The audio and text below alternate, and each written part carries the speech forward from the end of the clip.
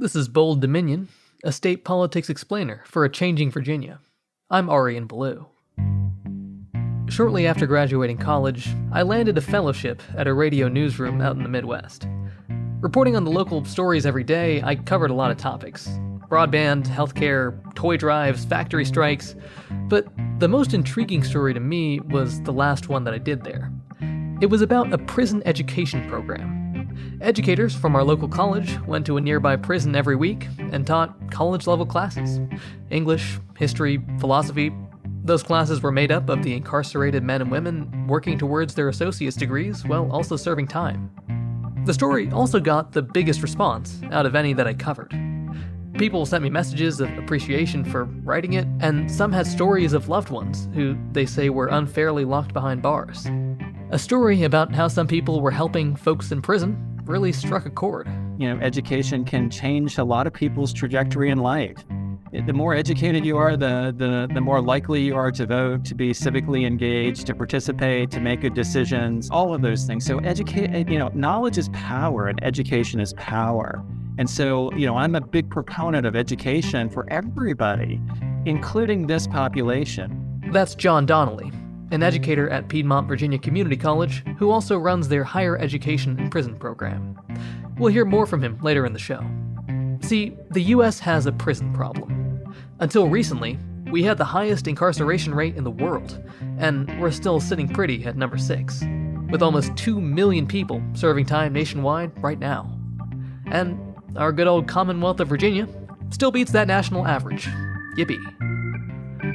When Democrats held the state House and Senate a few years ago, Virginia did pass some pretty substantive criminal justice reform. But now, the state House and the governor's mansion have flipped red, and they've been proposing initiatives to roll back all that legislation. So what are advocates for criminal justice reform dealing with right now? To answer that, Bold Dominion producer Alana Bittner sat down with Rob Poggenklass. He's the interim executive director at the nonprofit Justice Forward Virginia. They discuss a little about how we got here and what still needs to be done to end mass incarceration in Virginia. There's a really common emotional instinct when it comes to crime and punishment. There's the old cliche, you do the crime, you do the time, right? And I think a lot of Americans agree with that, that a person commits a crime, they ought to be punished and serve a sentence. What I think most Americans don't quite understand, if they don't have a criminal record themselves, is that there's effectively a life sentence attached to having a criminal record. And now we've gotten to a place where a third of Americans have a criminal record. Adults. It's between 70 and 80 million, the last I checked. And now with the internet, all employers and most landlords look at someone's criminal record before employing or housing them. And so if you have a criminal conviction, your life is infinitely more difficult once you're out in terms of finding employment, finding housing, education, chaperoning your kids to school. There's just so many ways in which a criminal record messes with your life later on. And so it's not simply a matter of you do the crime, you do the time, because you're stuck with the record in perpetuity. And that's a real problem. Virginia, until recently, was one of 7 states in which you can't seal or expunge a criminal record. We have a new record sealing law that's going to take effect in 2025, and that's going to make a huge difference. I think on the Justice Forward Virginia website, I saw that one of the statistics that said that in 2015, Virginia's prison population had increased more than 300% since 1983. So I was curious, could you explain how did mass incarceration unfold in Virginia during that time period? Like, what were some of the policy tools used to increase the prison population in the state? Absolutely. I can point to a year that it happened. It happened in 1994. So in the early 1990s, there was a national sense that crime was just getting out of control. And by the mid-1990s, a lot of states had turned to that issue and tried to lock up more people for longer. Unfortunately, what had happened was no one really knew why crime rates had gone up. And then all of a sudden, crime rates started to go down. And so by the time states were passing these laws that really led to a lot of the mass incarceration we have today, crime rates had actually already started to decline and continued to decline. And then people learned the wrong lesson and thought, oh, it must be because we locked them up. But there have been plenty of studies to show that we don't actually know why crime rates fell. But it wasn't because we locked a whole bunch of people up, because in states where that didn't happen, crime rates fell at the same rate. So in 1994, Governor George Allen came to a special session of the General Assembly and said, crime is rampant. We have to do something about it. That doing something means locking a lot of people up. It means abolishing parole. It means making sure that people serve at least 85% of all felony sentences that they receive in Virginia courts. And it means building more prisons. And so that's exactly what a bipartisan group at the General Assembly did. There were a very few people who voted against abolishing parole and truth in sentencing. And so those are the laws that we ended up with in 1995. And since then, Virginia has been one of the worst states in the country in terms of locking people up for a really long time. Yeah, that was one of my other questions. Like, of course, the U.S. itself has one of the highest incarceration rates on earth. But within that, how does Virginia compare to the rest of the country? Like, can you help listeners get a sense of those numbers? Yeah, we incarcerate more people than I think any other, civilized democracy in the world. In Virginia, our incarceration rate is higher than the United States average, and it's higher than any other democratic country in the world. That's so shocking. But I mean, of course, mass incarceration is deeply intertwined with racial injustice and inequity in the United States. I'm curious, would you be able to break down how that has played out in Virginia? So we have significant racial disparities in Virginia. You're about twice as likely to be incarcerated if you're Black than if you're white.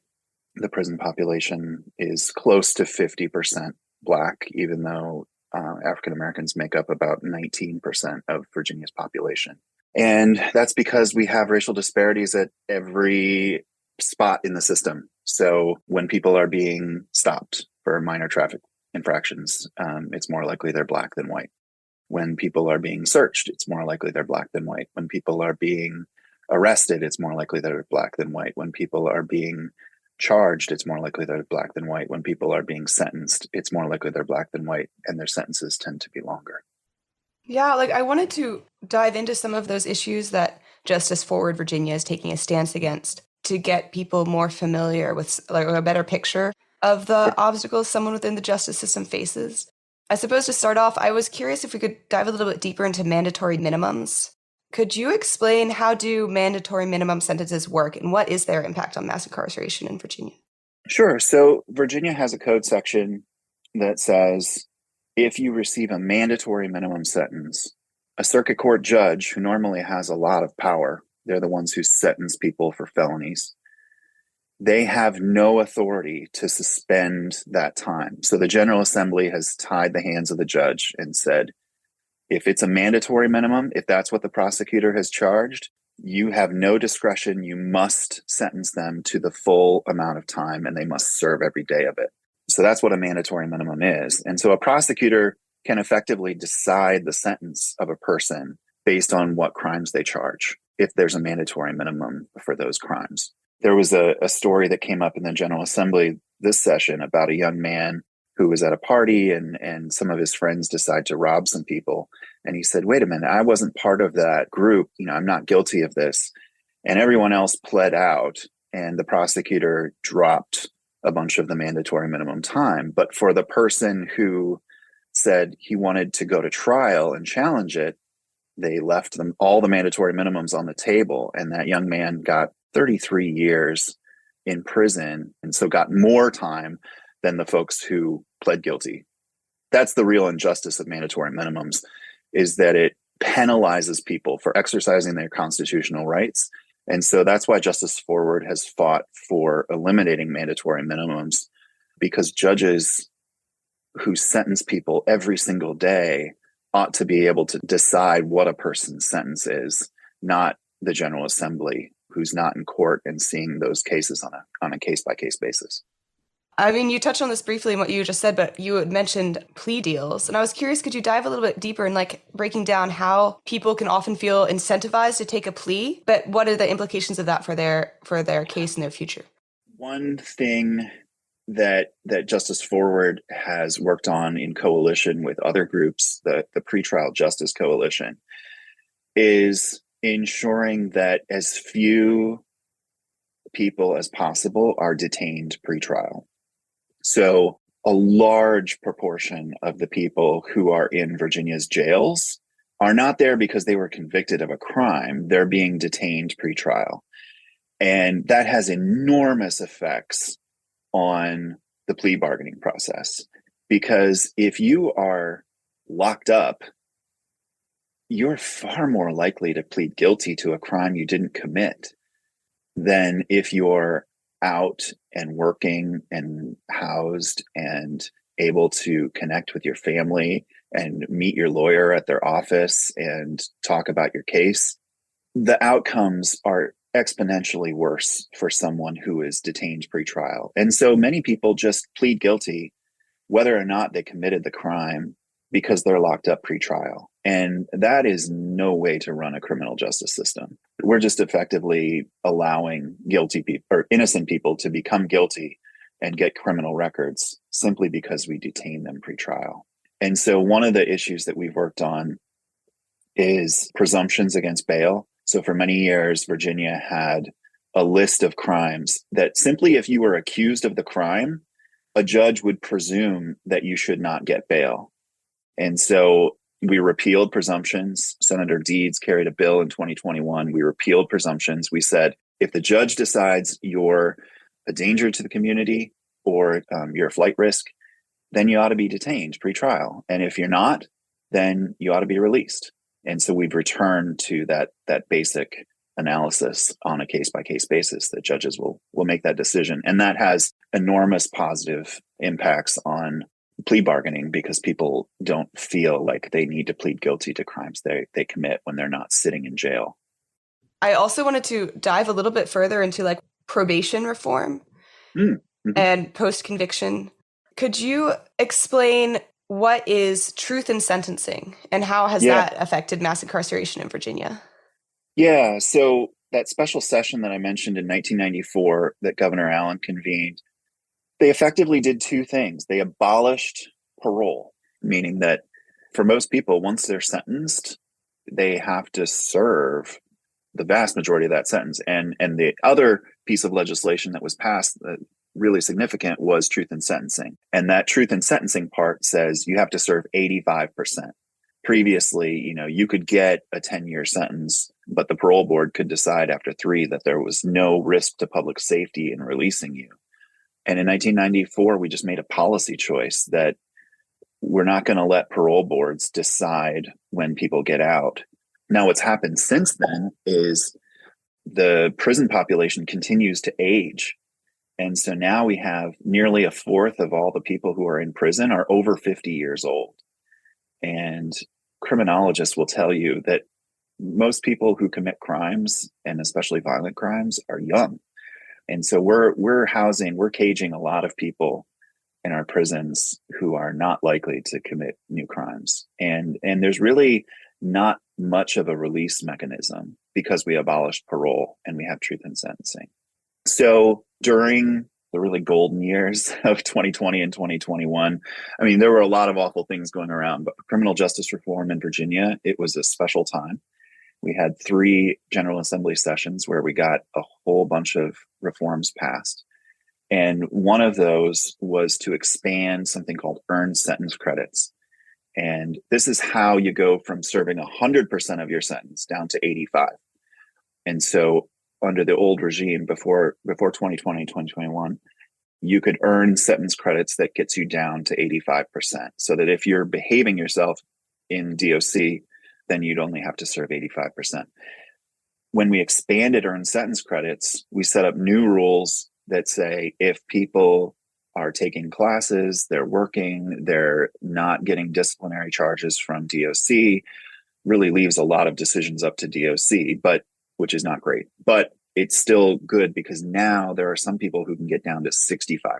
So we've taken a little bit of a bite out of truth in sentencing by expanding earned sentence credits. I mean, you referred to 2020 and 2021 as like the golden years, quote unquote. The past couple of years in the divided House and Senate has been very different. Like, how did you sum up this last General Assembly session's approach to criminal justice in 2023? Yeah, I think we have one approach in the House and we have another approach in the Senate. I will say, one of the biggest changes coming for next year is that this redistricting that's happened in Virginia is going to have significant impacts on our criminal legal system, because we've already seen, I think it's up to 43 now of the 140 Virginia delegates and senators who are up for re-election this fall. I think 43 of them have announced they're either retiring or seeking other offices. And so a lot of the people who've been enacting the laws that really, determine whether people are free or not in Virginia are not going to be there anymore. One of them is Rob Bell, who happens to be my delegate in Albemarle County. Rob Bell saw it as his project to make sure that truth in sentencing and the abolition of parole were upheld. And he's gone. He was redistricted into a place where he was not likely to win. And that is going to have a significant impact because he was the funnel through which all criminal justice reform bills had to go in the House. The last 2 years have really been about protecting the progress that we got in 2020 and 2021. I would say in 2022, Justice Forward proposed some positive reforms. And if they got through the Senate, great, but they weren't going to go anywhere in the House. And if we started them in the House, they weren't going to go anywhere. So then in 2023, we just pivoted to defense and said, look, we're going to have a completely new General Assembly next year. Let's just protect what we got in 2020 and 2021, and we'll start again in 2024. That was Rob Poggenklass, Interim Executive Director at Justice Forward Virginia. There was a lot in the interview that Alana couldn't get to. That included pretextual police stops and defelonizing drug possession. For a deeper dive into those issues, you can check out Justice Forward VA's website. The link is in the show notes, or let us know if you want to hear more from Rob on the show. You're listening to Bold Dominion, a state politics explainer for a changing Virginia. Visit us online at bolddominion.org. You can always find us on Apple Podcasts, Spotify, or wherever fine podcasts are served up. You can go ahead and subscribe, and leave us a nice review while you're there. Bold Dominion is a member of the Virginia Audio Collective, online at virginiaaudio.org. Check out all the podcasts from the collective. From science to history to music and community affairs, we amplify the voices of people in our community and help them tell stories that matter. You can listen and subscribe at virginiaaudio.org. So when it comes to putting people in prison, we have to ask ourselves a couple of questions as a society. Is it a matter of punishment, quarantine, or is it about rehabilitation? For advocates of social justice, the point of prison is to rehabilitate people who have committed crimes. That everyone who's done wrong is capable of bettering themselves, of learning, growing, and putting some good out into society once they're released. Hell, even if that isn't a priority, then what is a priority is making sure we lower recidivism rates. That means making it less likely that people released from prison commit more crimes and get rearrested. With that in mind, let's talk about an approach to incarceration that's not very well known: prison education. Like I mentioned at the top, these programs send college educators to local prisons, where they teach classes, grade papers, and award degrees to incarcerated students who put in the time to study and pass. Earlier this week, I sat down with John Donnelly. He's Vice President for Instruction and Student Services at Piedmont Virginia Community College. He's been teaching in local prisons for the last 20 years, and is in charge of PVCC's Higher Education in Prison program. I started by asking him the obvious question: why dedicate the time and resources to give people in prison higher education? I think it sort of goes back to our mission, right? So the community college mission is all about open access institutions, right? Anybody who can benefit from a higher education, we accept. And when we say education for all, we mean education for all, and that includes individuals who are incarcerated. And so we feel that is just an important part of our mission. because they are incarcerated does not change their status as a student at PVCC or their need and desire to get higher education and their deserving nature of getting higher education. So we don't see the prison walls as a barrier. We see it as an opportunity to educate more students who can benefit from higher education. And so the program is exactly the same rigor, the same coursework, the same requirements for on-campus students as they are for students who are incarcerated. Could you talk a little bit about your experience as a teacher going into prisons and teaching? Sure. Just, when I first started this work probably in 2003 at Germanna Community College, I was an assistant dean and a faculty member. And so I sort of inherited their program that they were offering at Coffeewood Correctional Facility. It was a very small program, sort of tied to some federal funding at the time for incarcerated youth between 18 and 24. And so I oversaw the small program, and then I ended up teaching in it. And it was probably some of the most rewarding work that I've done. The students are, I think that we have understand the importance of education. They know that it is very much vital to their success if they are released. They value that we're there. They're thankful, and they are some of the best students that we have. To be honest with you, they take it seriously. They study hard. They ask probing questions. They are definitely prepared, and there's great enrichment and inside the classroom.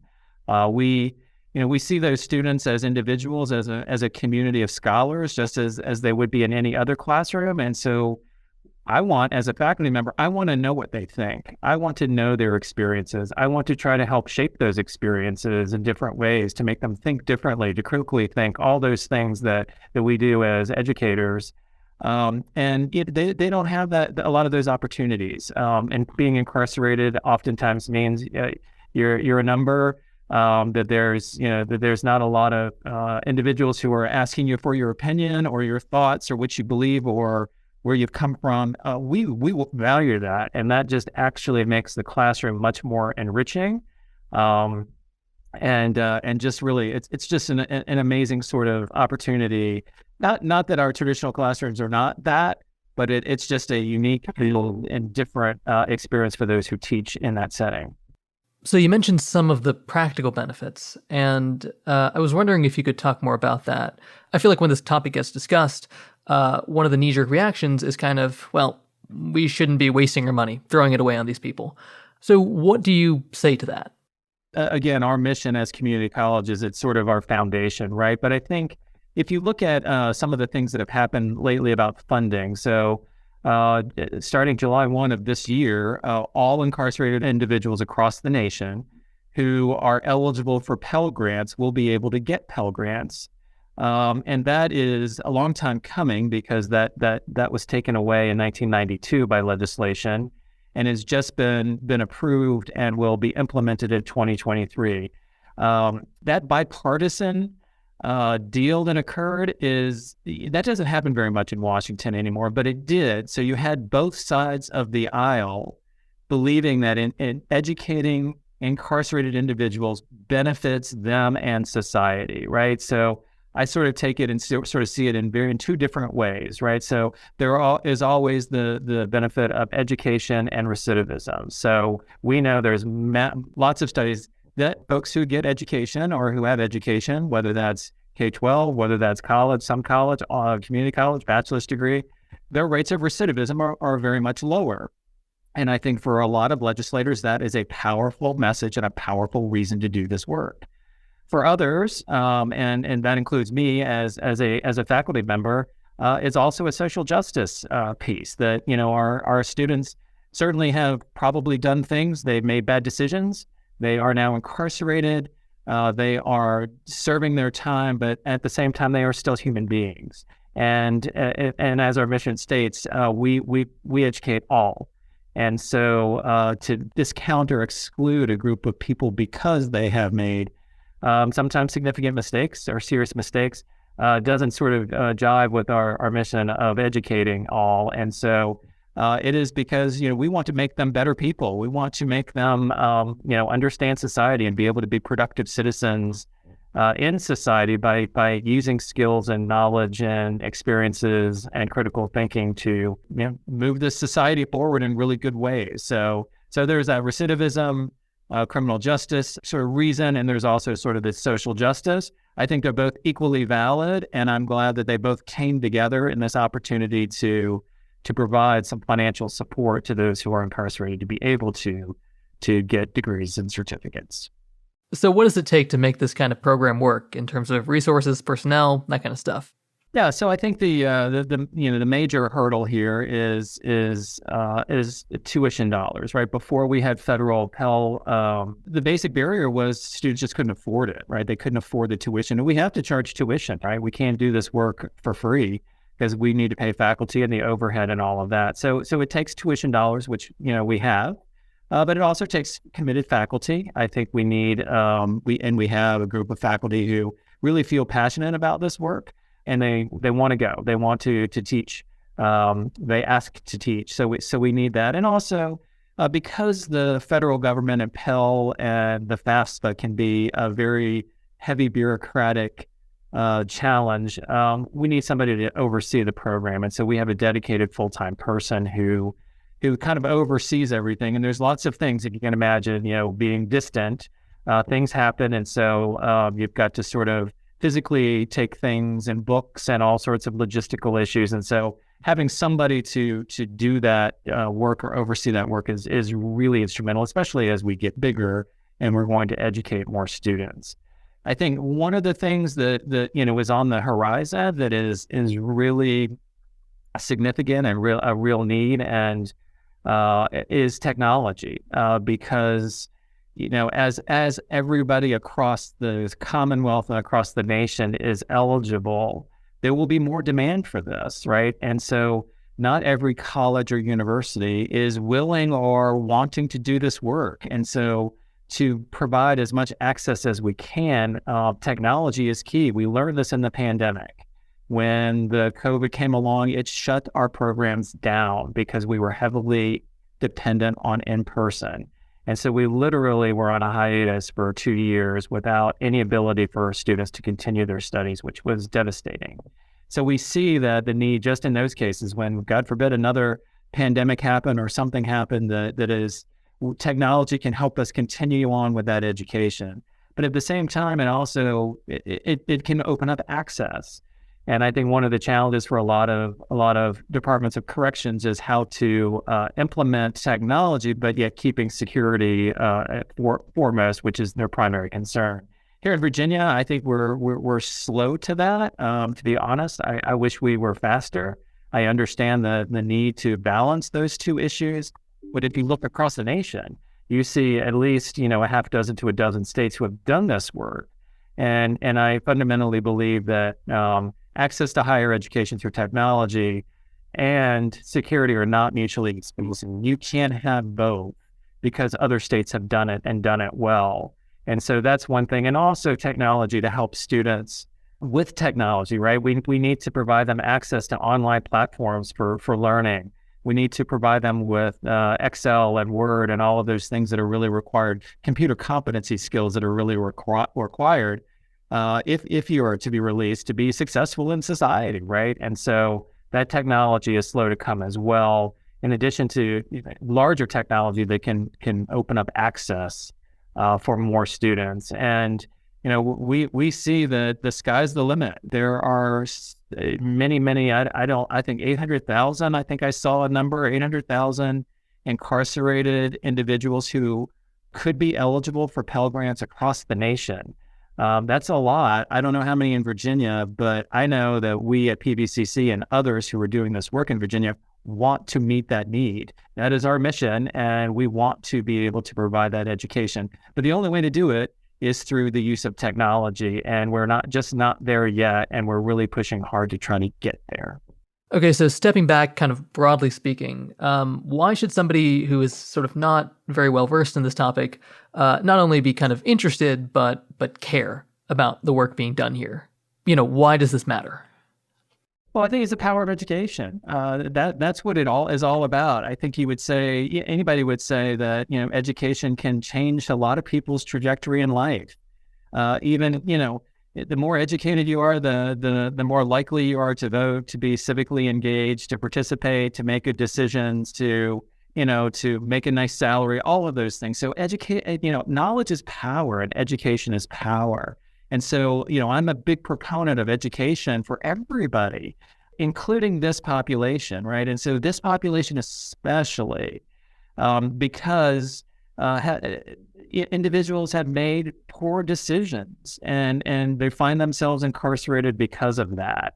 That's not a disqualifier for being a human being and for the power of education to serve you. And so that's why I think this is important work. There are benefits to education. You can sort of look at society in general, but especially for this group, and whether we're talking about recidivism rates declining, making more informed decisions, becoming more civically engaged, it's all wraps together into making individuals in the society more productive, and to just sort of the common good of who we are as individuals and who we are as people in a society. And so we would never exclude anybody from education who could benefit. And I fundamentally believe that we shouldn't exclude those who are incarcerated either. And so that's the important work. It's just plugging that group of people into the rest of society who we feel education benefits and not be exclusionary in that way. That was John Donnelly, VP for Instruction and Student Services at Piedmont Virginia Community College. Thanks to him and Rob Poggenklass for speaking with us today. My name is Arian Ballou, and I'm the host of Bold Dominion. Our producer this week was Alana Bittner. Find us online at bolddominion.org. And don't forget to subscribe. It's just a click away.